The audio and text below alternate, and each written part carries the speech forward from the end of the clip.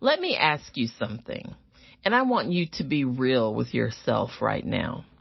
Have you ever said any of these things about yourself, such as, I'm just a people pleaser, that's just who I am, or I'm a perfectionist, I can't help it, or even I'm just not good at saying no, or I'm an overthinker, my brain never shuts off, or even I'm an emotional eater, I've always been this way. What if I told you none of those are personality traits? What if every single one of those is a trauma response that you've been carrying for so long it started to feel like you? Today on Glow and Flow Radio, we're pulling back the curtain. We're going to talk about 5 behaviors that most of us have claimed as part of our identity that are actually survival strategies our bodies and minds develop to keep us safe. And sis, once you see it, you cannot unsee it. Welcome back to Glow and Flow Radio. I'm your host, Delicia, and this is the space where we talk about real healing, not the Instagram version, not the just think positive version, the kind of healing that happens when you stop performing wellness and start actually living it. If you're new here, Glow and Flow Holistics exists for plus-size women who are done with diet culture, done with shrinking themselves, and ready to heal from the inside out. We look at wellness through 5 holistic pillars: emotional, physical, mental, spiritual, and financial. Because healing is not one-dimensional, and neither are you. Now, today's episode is one of those episodes that might shift something in you permanently. I'm not being dramatic. I remember when I first learned that some of the things I thought were just me were actually survival patterns. It was like someone turned on a light in a room I'd been stumbling around in for decades.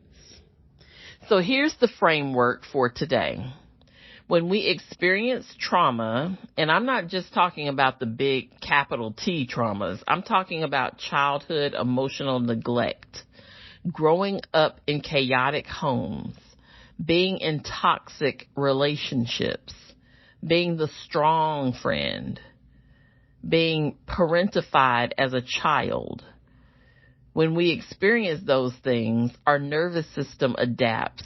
It creates survival strategies to keep us safe.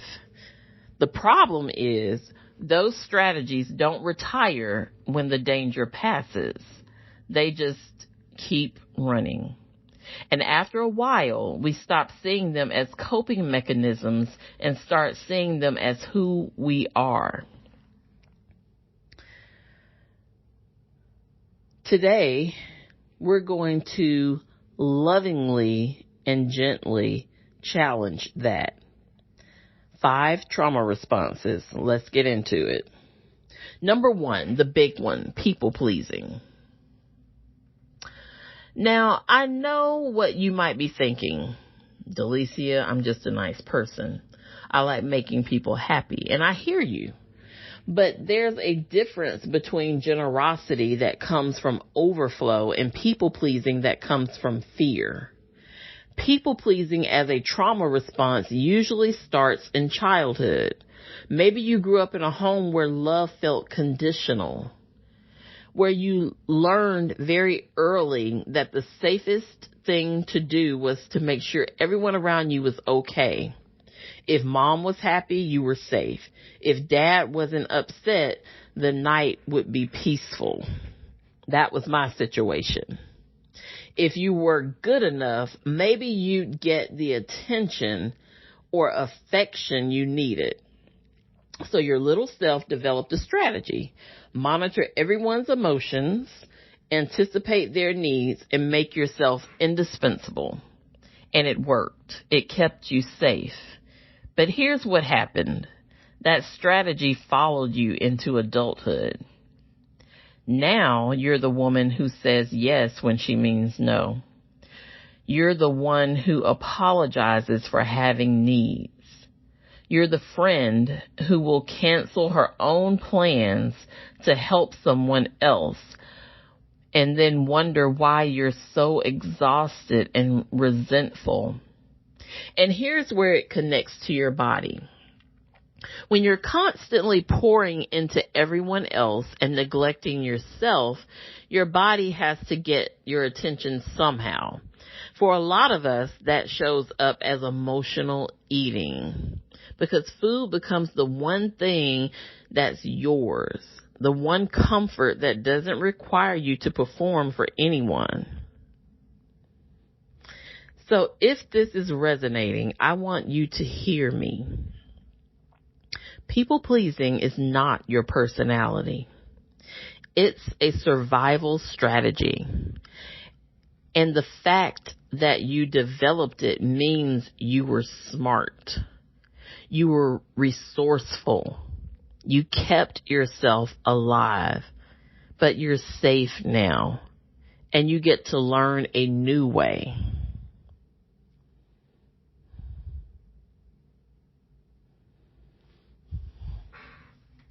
Instead of, I'm a people pleaser, try, I learned to prioritize others' needs to feel safe.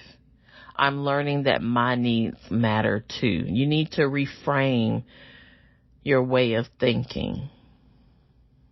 Now, let's move on to number 2. Hypervigilance, also known as I'm just an overthinker. This is the one that has you replaying conversations at 2 a.m. I am notorious for this, and this is something that I have been working on with intention.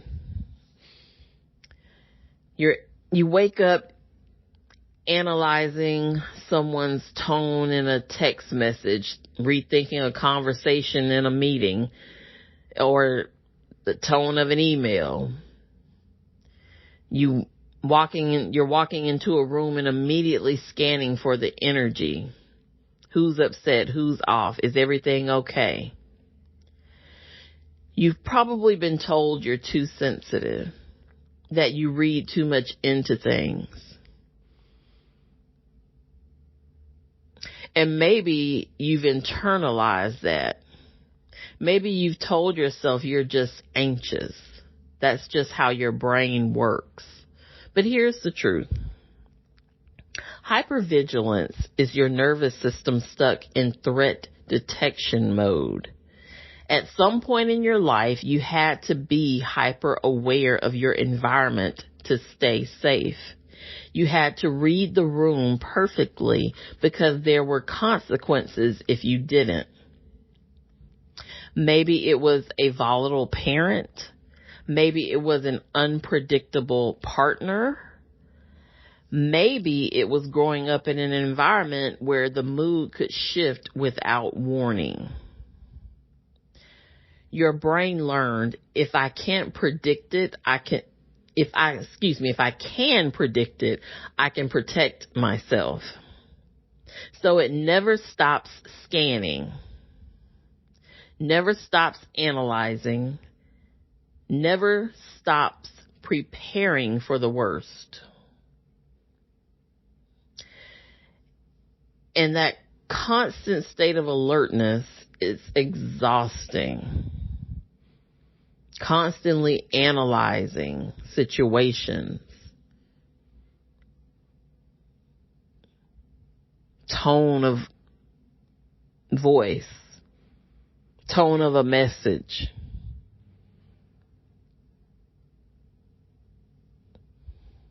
It drains your energy. It disrupts your sleep. I have woken up out of my sleep, I don't know how many times, rethinking a conversation from the day. Or even, rethinking the way someone may be responding to something I said. But then later on, it's like, oh, I wasn't even thinking about that.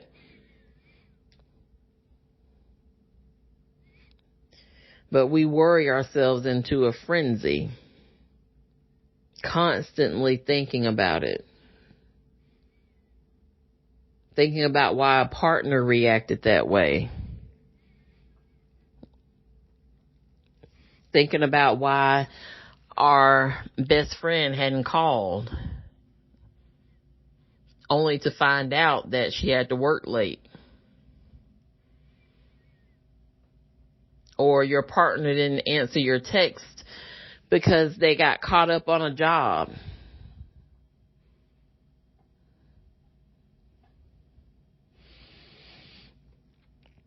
And when you are constantly in a state of alertness, like I said, it just drains you. And you are lacking in your sleep in many cases. And when your body is running on fumes and cortisol, it reaches for quick fuel. Sugar, carbs, comfort food. Not because you lack willpower, because your nervous system is screaming for relief. So if you wonder why in those situations you crave those carbs, those high sugar foods, there's a why behind it. And that's why we at Glow and Flow Holistics believe in looking at the foundation, the why behind the emotional eating. Not just telling someone that they need to have more willpower. There's something behind it in many cases, in most cases.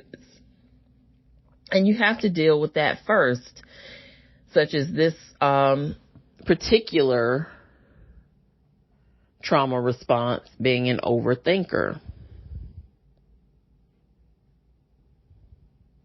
I've lived in this space for years. I could read a room in under 5 seconds. I knew everyone's mood before they said a word. I thought it was a superpower. It's not. I learned that it's exhaustion disguised as intuition. Not saying that I don't have intuition, and not saying that that intuition has not saved me from situations. I'm not saying that you shouldn't listen to your intuition, but there's a difference there, and I want you to learn the difference. Sometimes it's not intuition. Sometimes you're just overthinking a situation. Real intuition feels calm. Hypervigilance feels urgent. If your gut feeling always comes with anxiety, that's not your intuition talking. That's your trauma.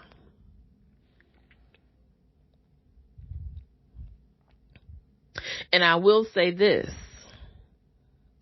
If you're with a partner who is making you feel crazy, who's telling you you're crazy when you confront them about certain things that you feel in your gut isn't quite right and is making you anxious, then I implore you to do what you have to do to remove yourself from that situation. And I say that from experience.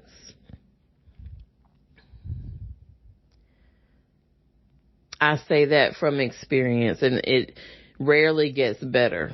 So if you're thinking it's going to improve, it is not.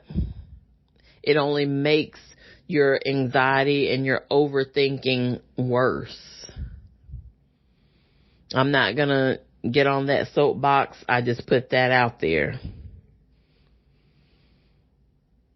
It triggers your trauma, and you need to release that, go through the hard work of healing from it, because I've been through it. I know how it is, especially if it's someone you love. But if that person is not loving you back the way you need to be loved, properly, lovingly, with loyalty and support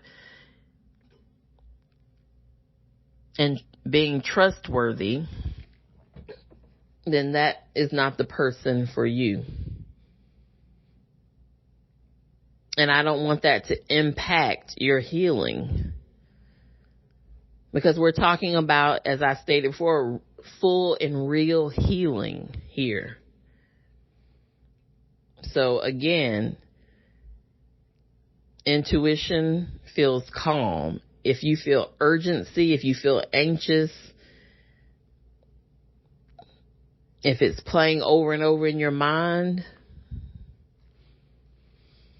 then you need to take a deeper look. And I want you to, again, reframe your thinking. Instead of saying, I'm just an overthinker, try, my brain learned to stay on high alert to keep myself safe. I'm learning to help my nervous system feel safe in the present. That's the healing part. You're learning how to help your nervous system feel safe.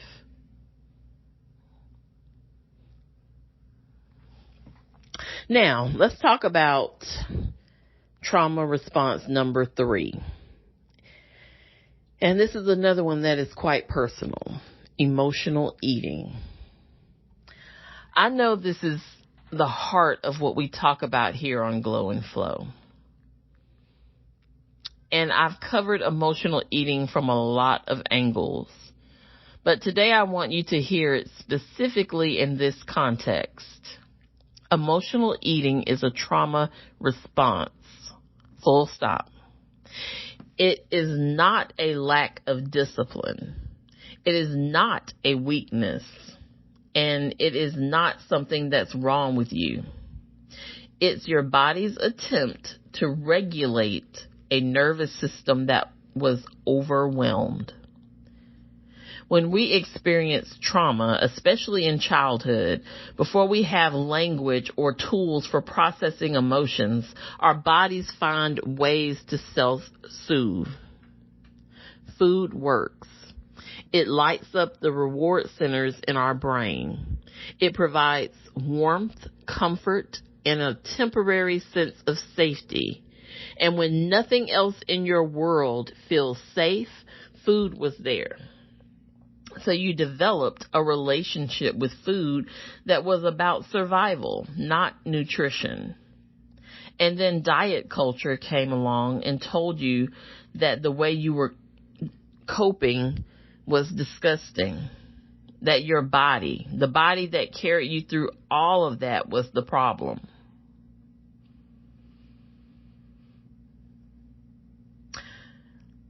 Let me say that again for the women in the back.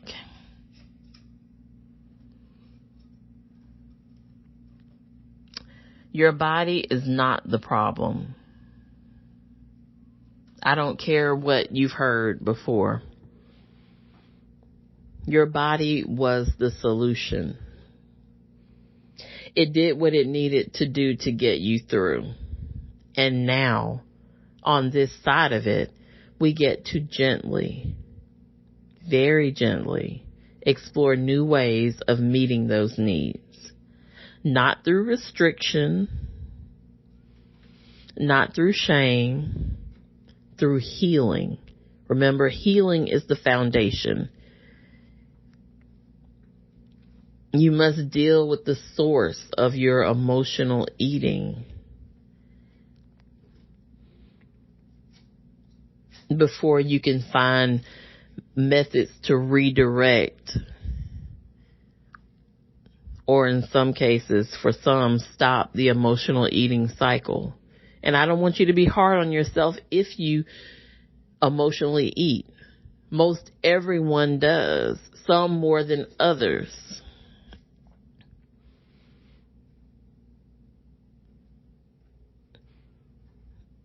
And going on a very restrictive diet isn't going to solve the underlying issue. You beating yourself up, talking to yourself negatively is not going to solve the underlying issue. You need to be compassionate with yourself. Acknowledge, learn, heal, and build from that healing foundation.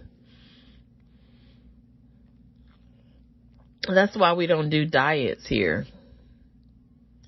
Now, I'm not saying that we shouldn't eat foods that nourish our bodies. We definitely should eat foods that nourish our bodies.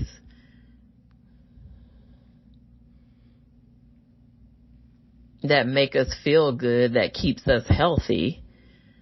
But you can do those things without dieting and being hyper restrictive.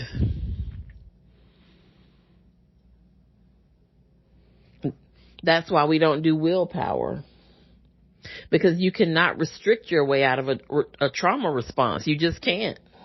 You can try. It may work for a while, but trust me, it's not a permanent solution.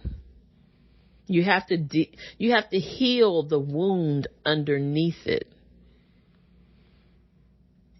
So we're going to reframe our thinking again. Instead of I'm just an emotional eater, I have no self-control, try food became my safety when nothing else felt safe. I'm learning new ways to feel held. And that is okay. We're learning together. Now, trauma response number 4, overworking. The I'm just driven response. This one is sneaky because the world rewards it. You get promotions, you get praised, people call you dedicated and hardworking and reliable, and you wear that like a badge of honor. But beneath the badge, there's a little girl who learned that her worth was tied to what she produced. Maybe you were the child who had to earn love through performance, good grades, good behavior, being the responsible one. Maybe rest wasn't safe because idle hands got criticized. Or maybe, and this one hits hard, you learned that if you just stayed busy enough, you didn't have to feel. Overworking is a socially acceptable way to avoid your inner world. Nobody questions when you are grinding. Nobody tells you to slow down when the results are impressive. But your body keeps the score, as they say. The exhaustion catches up. The burnout arrives. And boy, does it arrive. And when your body finally forces you to stop through illness, through breakdown, through sheer depletion, all those feelings you were out running are right there waiting. And what do a lot of us do when those feelings finally surface? We eat. We numb. We reach for the thing that's always been there because we never learned to just sit with ourselves. I say this as someone who ran 5 businesses while working a full-time job. I know what this looks like from the inside. And I'm still learning that rest is not the opposite of productivity. Rest is the foundation of it. Instead of saying, I'm just a hard worker and that's how I'm built, try saying, I learned to earn love through output, and I'm learning that I'm worthy even at rest. I had to learn that. Not saying that I'm not still working. I still work my full-time job. I still am running my businesses. Well, some of them. But I've learned that I'm worthy regardless of my production.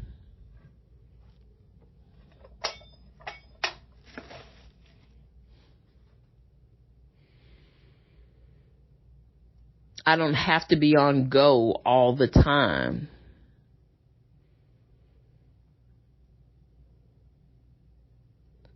And I've worked so hard till I was at pure exhaustion, completely burnt out. And I had to redirect and learn a different way.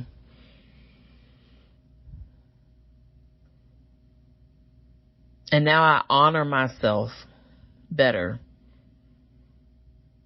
Still following my following my passion, my dreams. But learning to honor myself first. Learning that I'm worthy regardless of my output.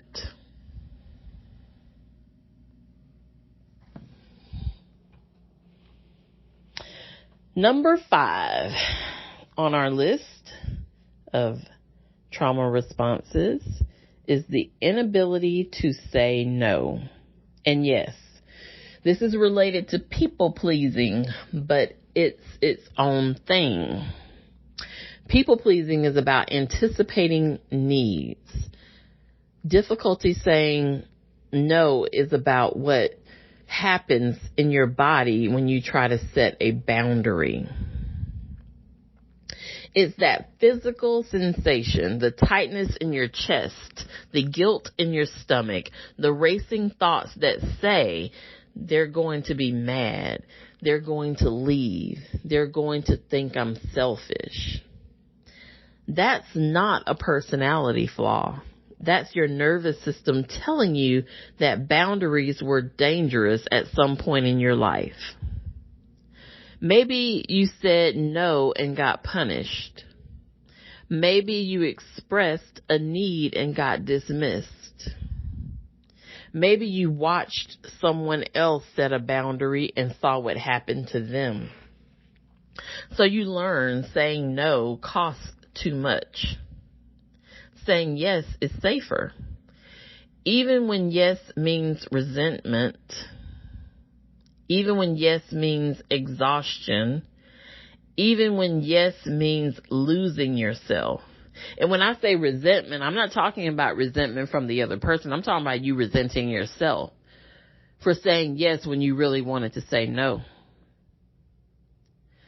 You know, that can be with friendships, relationships, your boss, your coworkers.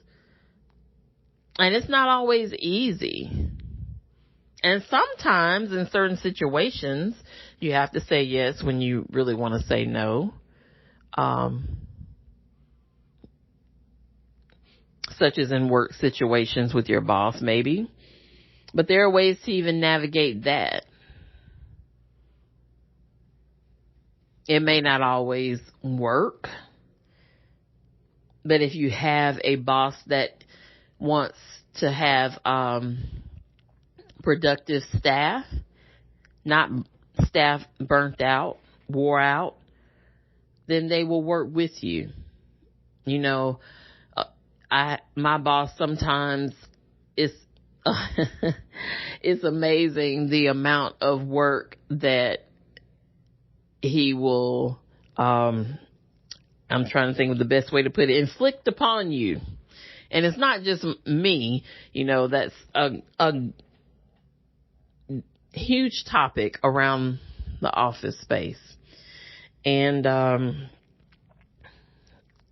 it is, there have been times when I've had to just say no, or at least tell him, try to explain that I have all these projects going on, and with deadlines, and he'll just come up with something sometimes, and it's like, okay, I'll put it on my list, but he wants it right then, and it's like, okay, but these things have deadlines. They're due to our funders.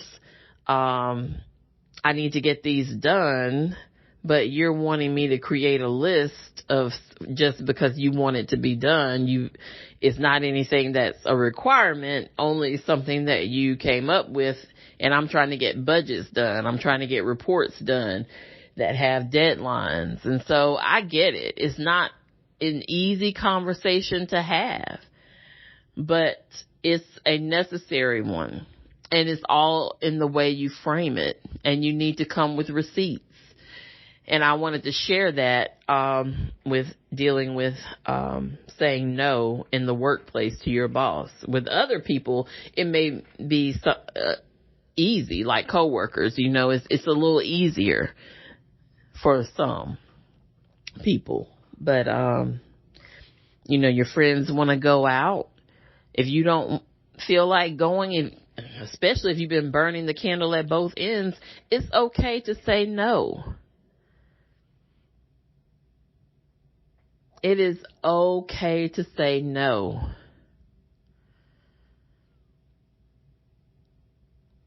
If you don't want to attend that dinner party or go see that movie, it's okay.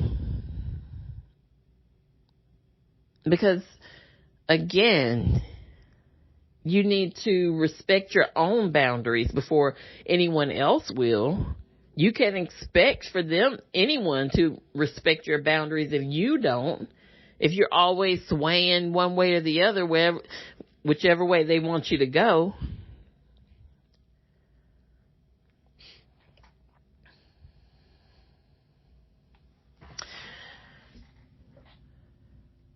So,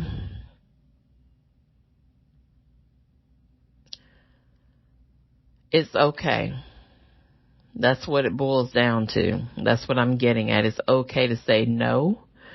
You just need to learn how to say it in certain situations, high stakes situations, such as at work with your boss. There's a way to go about it. I'm not saying you have to be, as they say, ugly about it, but, remain professional when you're in a professional setting, but set that boundary for yourself and come with receipts. And if your boss is reasonable and understanding, then you can have a fruitful conversation that will be beneficial to both parties. If your boss is not, then that is a whole different ball game, and that we won't get into in this episode. But, then you're looking at making some other choices for yourself.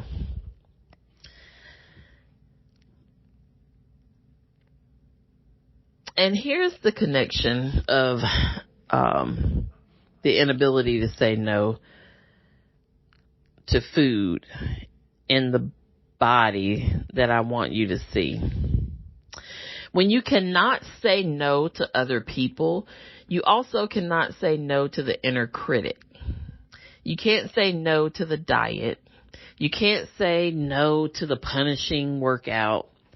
You can't say no to the voice that tells you you're not enough. The boundary muscle is the boundary muscle. If it's weak with other people, it's weak with yourself too. Now, I'm one of those people who enjoys working out. I know people who can't stand it. They have their reasons.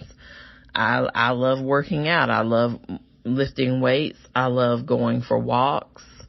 I love swimming. There's things that I really enjoy. I don't believe in overdoing it. That's the reason I said punishing workouts, because you don't want to punish yourself. You want to be able to enjoy your workouts, and it is achievable. I know some of you out there are probably like, no, but it can be. But again, I respect your choice, your option, if that is not something that you want to do or that you find enjoyable.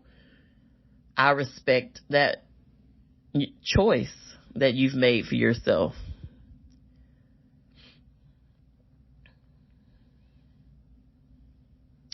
Healing your relationship with food means healing your relationship with the word no. They are the same work. So I'll say that again because it's important. Healing your relationship with food means healing your relationship with the word no. So instead of saying, I just can't say no, I'm too nice. And I have a coworker who says that all the time. She complains to me about all the extra stress and work that others put on her. Not her work, but, other people's work, or they're turning in things late and not meeting deadlines. And she's like, I'm just too nice. I can't say, I can't, whatever. But I can, this is almost verbatim of what she has said to me at times. And she is a nice person. A very nice lady. But people take advantage of that sometimes. Because again, no one is going to respect your boundaries if you don't respect them. So, it weighs on her. It stresses her out. But she's dealing with this issue of not being able to say no. And I am working with her on that. And she has made some improvement. But it's still a work in progress, and that's okay too. Because healing is not a race. I mean, you might be racing against yourself, but it is not a race. It can be done in small steps, small increments. As long as you're making progress, each and every day you're making progress. Then you're golden. Again, instead of saying, I just can't say no, I'm too nice, try boundaries felt dangerous once. I'm learning that no is a complete sentence and a form of self-care, and it absolutely is. It absolutely is a form of self-care. So, 5 trauma responses we've talked about: people-pleasing, hypervigilance, emotional eating, overworking, and the difficulty saying no. And I want to be really clear about something. Identifying these patterns is not about blaming yourself. It's not about adding more shame to the pile. We definitely do not want shame or guilt for having trauma responses. It only makes, if you go at this at a point of shame, you're only going to make the situation worse, because shame is part of the emotional eating cycle and it perpetuates it. And so you need to remove the shame. You need to remove the guilt. You are human and you have human responses to your trauma. It's biological.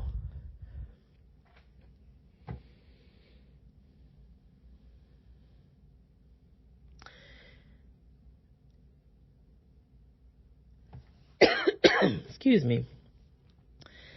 This is truly about awareness.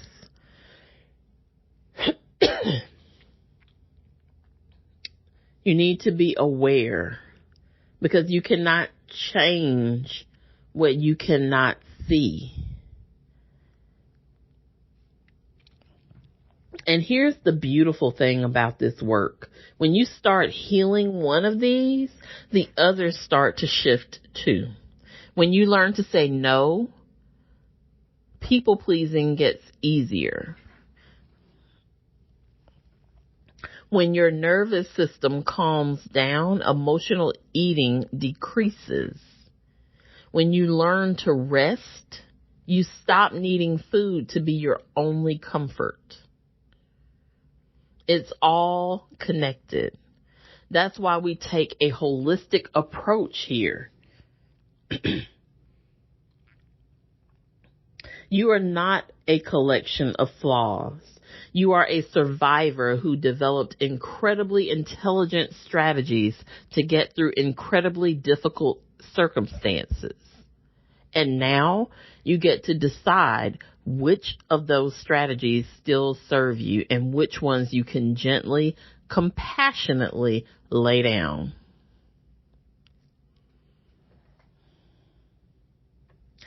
I've created a free resource to go with this episode. It's called the Am I Healing or Performing Self-Assessment. It walks you through each of these 5 trauma responses with reflection questions to help you identify which ones are showing up in your life and how they're connected to your relationship with food and your body. You can check that out at glowandflowholistics.com. The link is in the show notes. And if this episode hit you in the chest, if you're listening to this and something shifted, I want to hear from you. Send me a DM, leave me a review, share this episode with the friend who needs to hear that she's not broken. She's not too much. She's healing. And so are you. Remember, sis, you are not your trauma responses. You are the woman underneath them. And when she is worthy of every bit of healing that's waiting for her. Until next time, keep glowing, keep flowing, and keep healing from the inside out. This is Glow and Flow Radio, and I'll see you soon.